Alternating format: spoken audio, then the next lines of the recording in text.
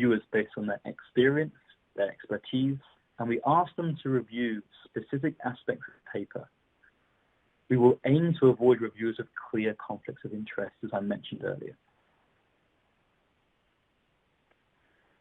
We ask reviewers to comment on a number of things: the technical quality of the paper, the appropriateness of the data and their methodology, the degree to which the data support the conclusions, and the level of interest the field is likely to have in the findings.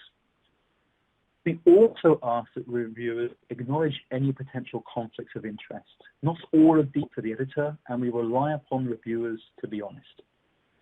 We also ask them to honor the confidentiality of the paper. We are supportive of mentoring. We're happy for reviewers to work on a review with a junior member or a colleague, but this should be disclosed to the editor. We ask that reviewers are constructive in their criticism. We will not invite reviewers who are rude or aggressive or dismissive. I often joke that if you don't want a reviewer, make sure your first review is awful, because we'll never be in touch again. We don't feel there's any place in peer review for such action. We prefer to retain consistency when reviewing manuscripts, so we really appreciate it if reviewers can commit to the full process. But this may well include a review if necessary. And we ask that reviewers are timely in providing feedback. If you are the author of the paper, we're sure you would like to hear back as quickly as possible. To bear that in mind when reviewing papers. We understand that you're under a great deal of pressure as a reviewer, and many people are inviting you to review, and that timely turnaround is not always possible. This is fine. We just ask that you contact us so that we can identify a deadline that suits all parties. When making a post-review decision, editors carefully consider the advice received from the reviewers. We will consider the reviewer's expertise, the aspects of the manuscript they were asked to review, and the degree to which their comments influence our original criteria manuscript for review. Editors can, and often do, overrule reviewers on novelty concerns.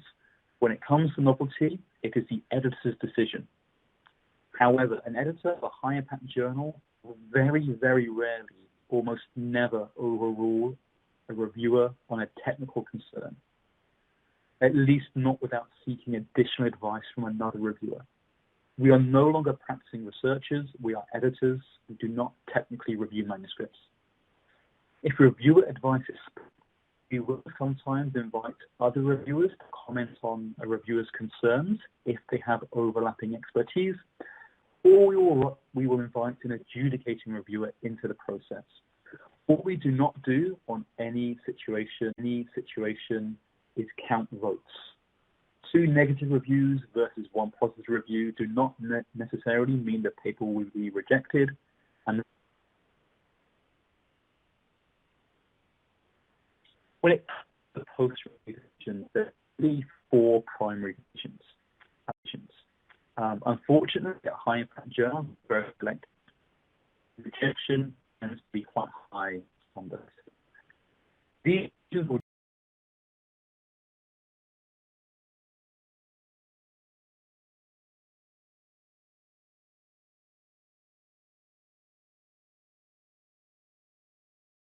generally be made if the reviewers have spotted a fundamental technical but addressable. It is important that the manuscript in conceptual novelty for us to consider a revised version, and we must be convinced that the concerns can be addressed in a timely manner. Now, it depends and situation dependent.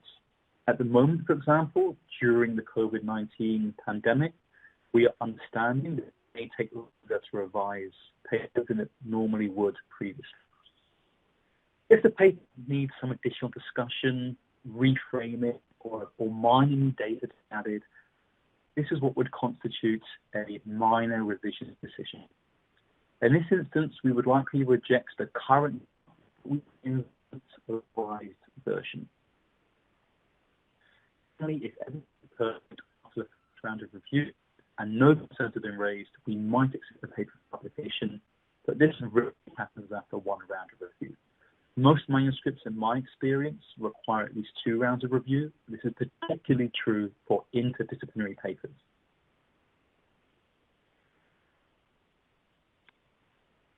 Oh, excuse me. Having trouble with slides. When you're revising your paper, please take all of the into account.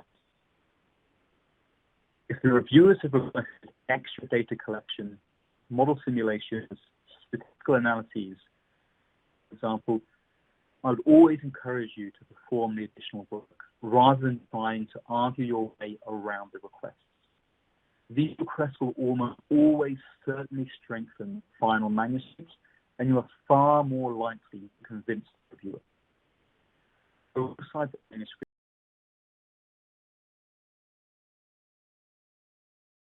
will be required to submit point-by-point response, where you describe how you've addressed each concern raised, what data has been added, how the manuscript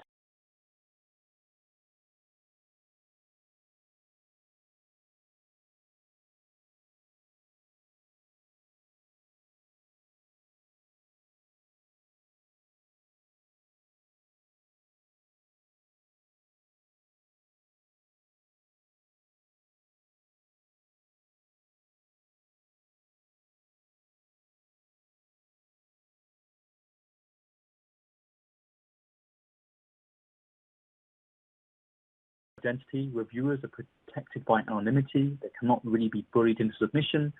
And they've also given up their time to review your work. So please treat them with respect. Finally, the fact that they are reviewing your work means that they are professionally fairly close to you. They may be responsible for assessing grants, inviting you to conferences, or even collaborating with you in the future. So it's in everybody's best interest to end the peer review process on amicable terms. If you do submit a point-by-point response that the editor feels is inappropriate, we will return it to you for revision.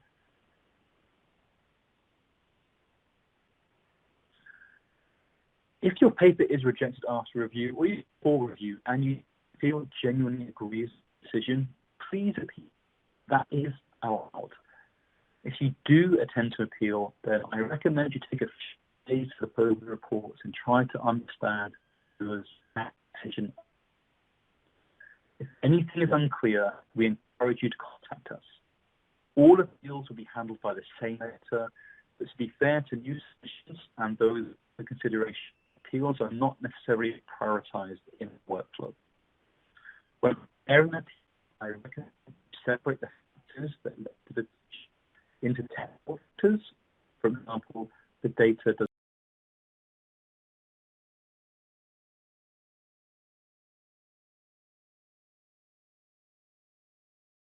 not support the conclusions, and editorial factors, for example, claims are not significant or not.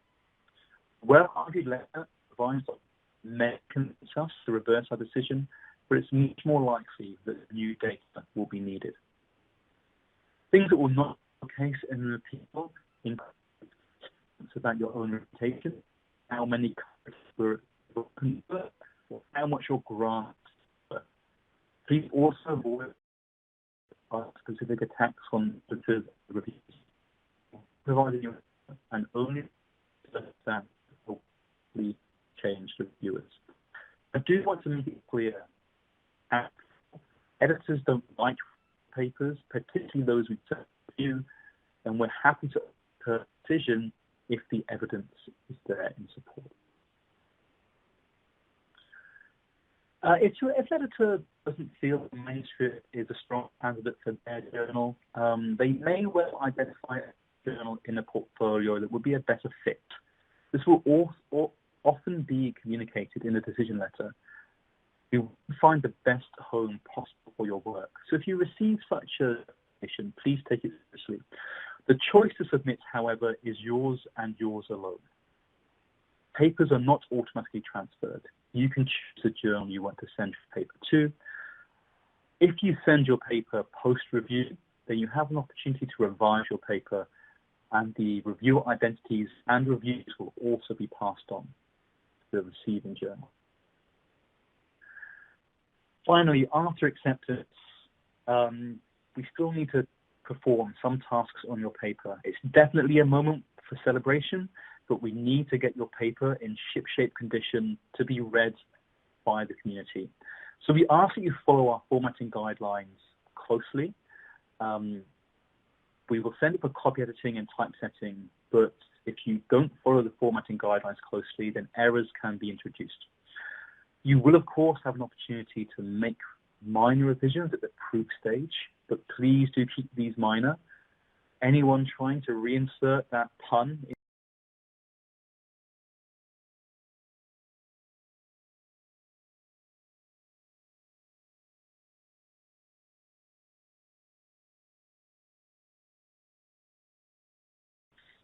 and also best collections and special issues and more.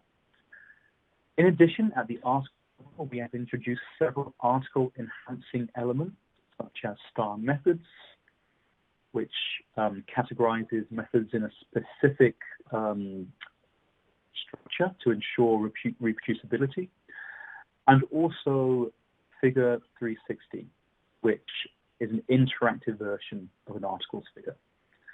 We also recently introduced Peak in support of preprints. This is where papers under review in our primary research journals can be posted so that the audience can get an idea of your findings and results very quickly. This is very useful for situations such as the current coronavirus pandemic, where we can get data out there immediately under the understanding that this is unreviewed content. We also encourage collaboration between researchers. As trained researchers ourselves, we understand the benefits and the necessity for this, particularly at One Earth, as I mentioned earlier. Our crosstalk blog often covers a widespread selection of content. We host a number of symposia each year. These are conferences where editors curate the short, compact programs and invite high-profile researchers from around the world. We also host lab links. These are free one-day events throughout the world where we seek to bring together researchers same region to discuss overlapping research. And also webinars such as this one, but also many other topics are often introduced throughout the year.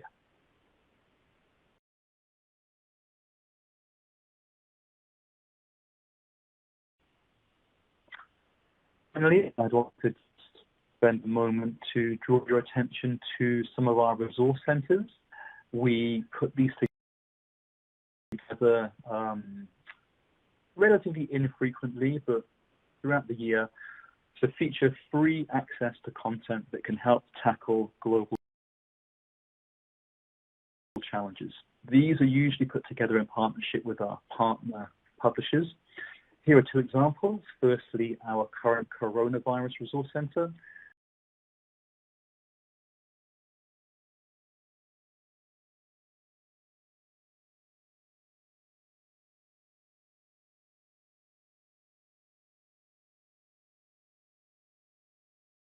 If you'd like to learn more about One Earth in particular, please visit the One Earth website.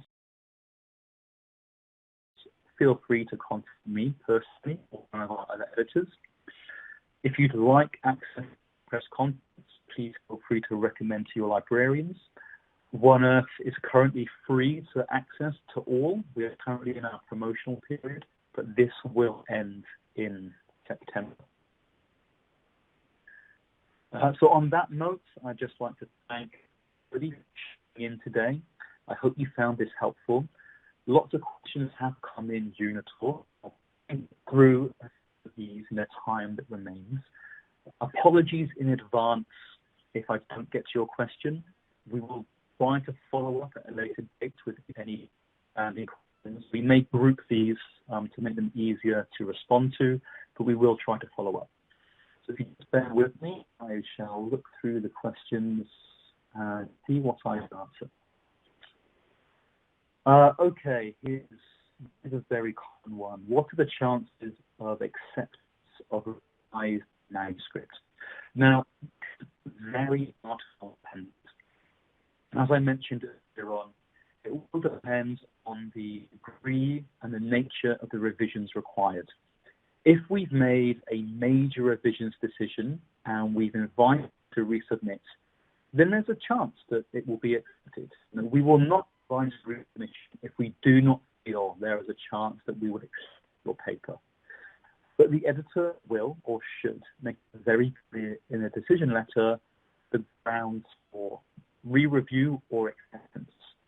If you feel that those suggestions, that those requirements are understood, your paper still very significant novelty in the absence of those revisions, please do get in touch so we can discuss what will need to be done to ensure we accept your paper. But it is very much paper dependent. Here's another. I have one review article on COVID-19. Which journal should I approach to sell press? Another very good question. So each journal has its own unique scope and aims and objectives, but many also overlap, particularly on large topics like COVID-19. So this will very much depend on the aspect of COVID-19 the review is trying to cover. If, for example, it's covering a very clear immunity angle, then our journal Immunity is probably a good location to try. If it's looking at the relationship between COVID-19 and sustainability, then One Earth could be a very viable destination. My recommendation would always be to go and check the journal's aims and scope page, and if in doubt, reach out to the editor and ask them. We're quite happy to receive pre-submission inquiries, and we'll get back to you as soon as we can.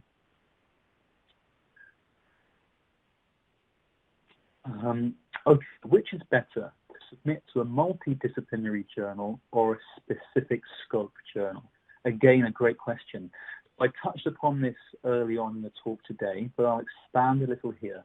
So this very much depends on who you want to read your paper. Excuse me. If your paper, if for example, you are working on hydrology, water resources, and the only person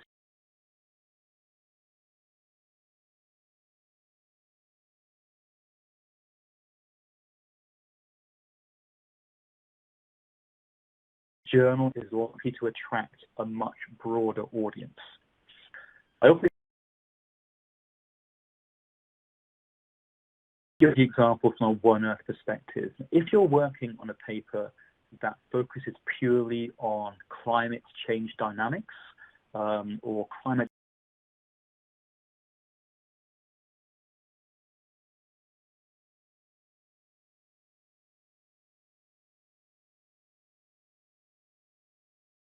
I also recommend taking a look at the journal content, seeing what they've published recently. That will give you an idea if it's a good fit for the journal or not.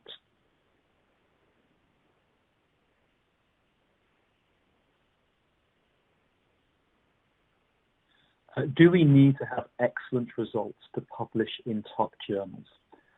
This is a very good question. The answer isn't that clear, I would say. Your results have to have important implications to be published in a top journal.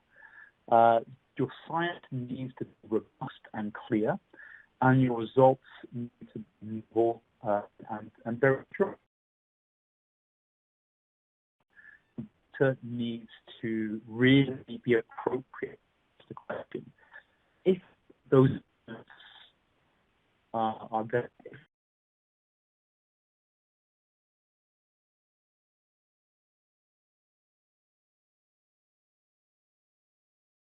recommend a prompt turnaround time for your article.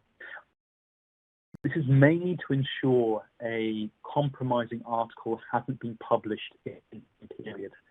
The editor will always check the literature when re-evaluating a resubmitted manuscript. So if a paper on the same topic with the same conclusions has been submitted in between our decision and your revision, then we may decline publication because there is no longer novelty in that paper. It is therefore important that you, the author, always tabs on the emerging literature. Don't think that once you've submitted your paper for the first time, you can ignore what else is coming out. Please factor in new papers into your work as you revise it. In terms of the turnaround time, if you feel it's going to take you many months to revise your paper, please get in touch and let us know. We recognize that some experiments take longer, particularly in the earth science community. You may need to go back to more samples, or you may run very computationally demanding computer lessons. So we understand that it can take time to revise a paper. So just let us know how long you think it will take, and we can come to some kind of understanding. If the submission of revised manuscripts within 2 weeks of that publication. So trying to think of an example here at External Press where this is the case. We normally ask for a prompt turnaround when we have accept your paper in principle. So once we're at the position where we feel, you know, this is a great accounting paper, all of the reviewers are happy with it, the authors have fixed everything, they've responded to the claims, there are no longer any concerns, that's when we make what is called a pre-accept decision. And in this situation, we will ask you to return it within 2 weeks. Now, this is again mainly so that we can get your paper out there as soon as possible and we can ensure it retains novelty. But again, we understand you may not be able to return that within 2 weeks. You may have other commitments. You may, at the moment, have young children running around your house while you're trying to do your work. So 2 weeks is not an absolute deadline. It's more of an encouragement. Getting it in within that time frame, or rather submitting it after that time frame, will not compromise publication. How many journals of self-press publications relate to plant science? Great question. So there are a few, actually. One Earth, in particular, we will consider papers on plant science, so long as the implications of the paper relate to a grand environmental challenge. We have a review article, Trends in Ecology and Evolution, which will also cover review aspects on plant science. Biology, one of our partner journals, will also cover topics in this area. Are authors charged separately for article promotion services? No, is the immediate answer to that. Very straightforward. Article promotion services, which include press releases, social media engagement, videos, podcasts, there's no charge for these. But we do only apply these to selective articles. These are generally reserved, at least in terms of press releases, videos, and podcasts, these are generally reserved for the articles that we feel will have a particularly broad reach in the community.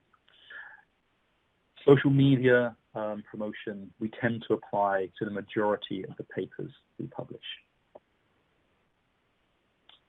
How long is it reasonable to wait to ask the editor about the progress of a submitted manuscript if I feel the process is taking too long? A very good question. So most journals have target turnaround times where we try to get back to the author as quickly as possible. We recognize that one of the primary requirements of an author is speed.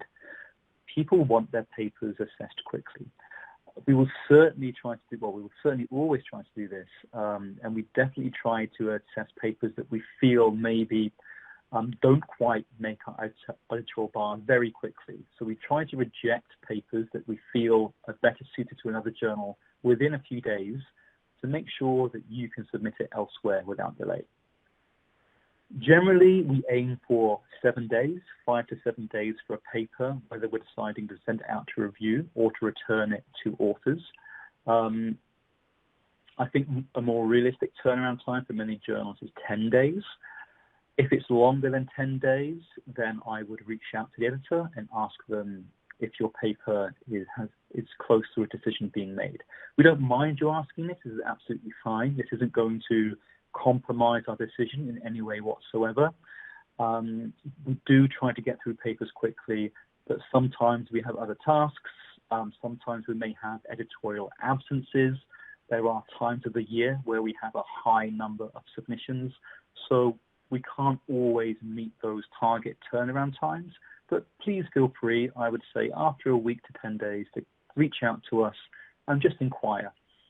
Anything longer than 2 weeks, then yes, definitely reach out. Anything longer than 1 month, I would say, is unacceptable. So that would be my advice in that situation. How long does it take to get the paper published after acceptance in One Earth? Good question. So we tend to have quite standard publication times between the point of accept and the point of publication. So the process that goes on between these two periods are the copy editing and the typesetting. So as soon as I accept your paper, the paper is sent to our copy editors, and they copy edit the paper and go through it thoroughly. It's then sent to our typesetters, and they make the paper look attractive. They format it into its columns. They add the branding. They make it look very nice. And then once that's complete, it is scheduled for publication. Now, this generally takes between 2 to 4 weeks. We can fast-track some papers, so closer to the 2-week mark, but 4 weeks is more likely from that point of acceptance to publication.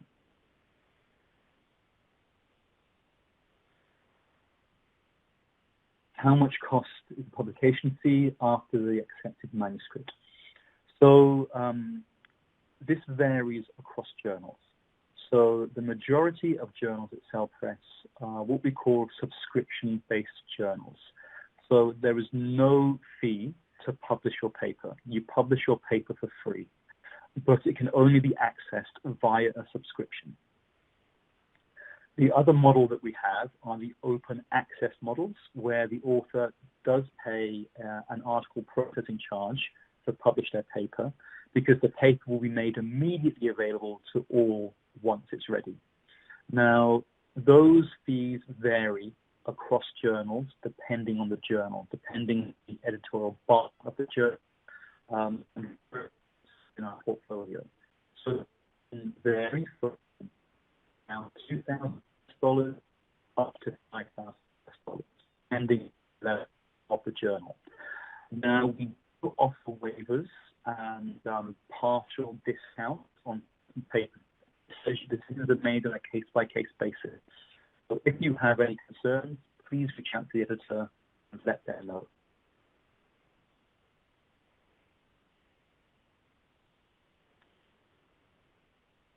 I'm just searching for a question that I haven't partly answered. Just bear with me. Okay, here's an interesting question. If I find that my publication might fit more than one specific journal, can I submit it simultaneously to save time? In Cell Press journals, yes, you can. But this, I believe, is very unique to our portfolio. So we do allow simultaneous submission to two journals.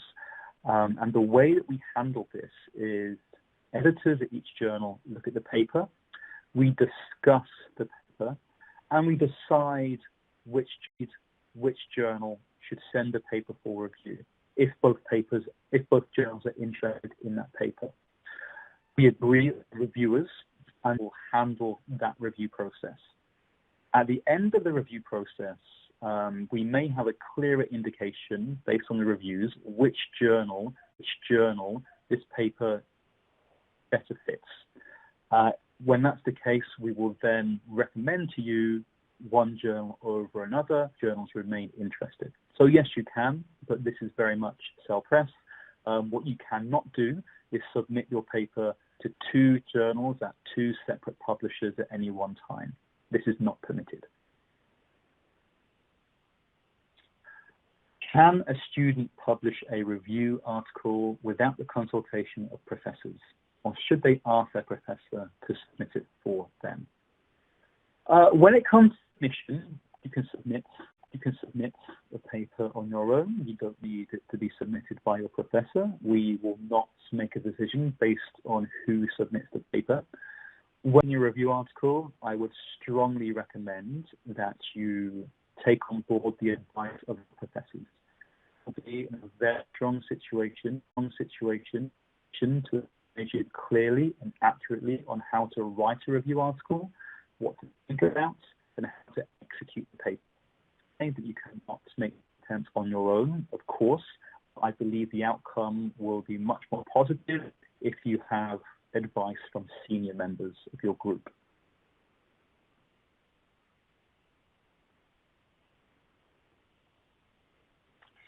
What do you think about uploading your manuscript to general preprint websites? Do they affect the chances of publication acceptance? I, and the whole, are very supportive of preprint. We see this as a fantastic way to get your results out there as early as possible, and the audience to read and learn from your research for the paper or while the paper is undergoing peer review. Now, it's very important to acknowledge that papers posted on preprint servers have not been peer reviewed, and so the results and data have not been validated by peers. But this will not jeopardize your possibility of submitting the paper, and I would encourage having the paper accepted, and I would encourage preprint posting. I mentioned at the end of the talk a service called SneakPeek, where we will post your paper on our SneakPeek page, so that anybody can look at your paper while it's being reviewed or evaluated at the journal. We tend to offer this once the paper has been sent out for technical review.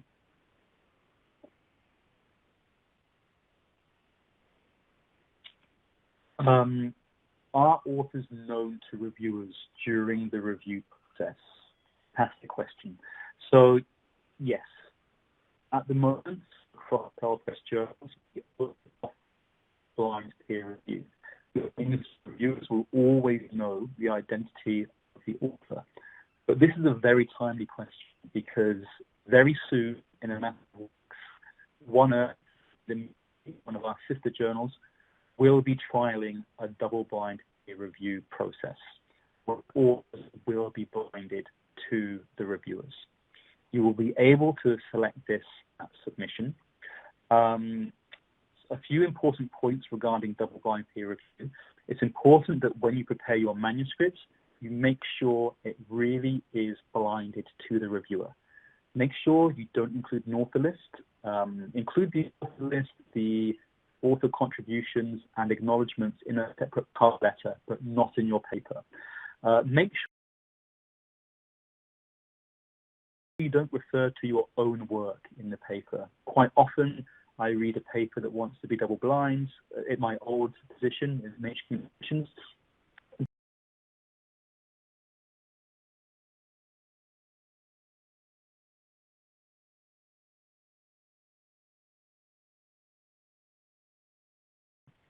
the press journals, yes, they are. Takes a certain amount of time for a new journal to be indexed. This is the same thing as journal. Yes, they are.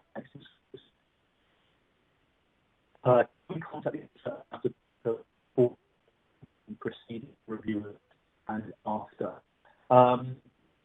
Yes, if I understand this question correctly, you can contact the editor at any time about your paper, whether it's before you submit, before it goes to review, while it's under review, after review, to discuss your paper with you. Feel reach out.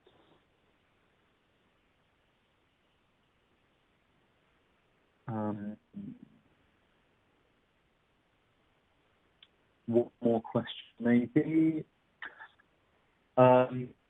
Please speak about plagiarism and inform 3 sites about it. Well, unfortunately, that would be a very long. I'll try to quickly touch upon it. So, plagiarism, very bad. Don't copy existing work. Everything should be unique to your own work. We do have in-house software where we scan papers to check, see if they have reproduced text from anywhere else. And this gives the percentage return on the similarity with the existing publication. So if that returns a paper on a preprint server, that's fine. If it shows similarities with a paper that's already been published, that's not fine, and we would reject the paper. There are many sites out there that provide advice on plagiarism. I don't have any specifics, I'm afraid, but I can try and follow up on this if you'd like to contact me separately. Okay, I'm afraid we're out of time now, so I'm going to stop things here. I'd like to thank everybody for tuning in today. It's been a privilege to talk about this important subject with you. If you would like any information, please contact me we will follow up on some of these questions. There are some very important questions in here that do turn up. So we will try to do that shortly. And so thank you. Take care, stay safe, and enjoy the rest of your days. Goodbye.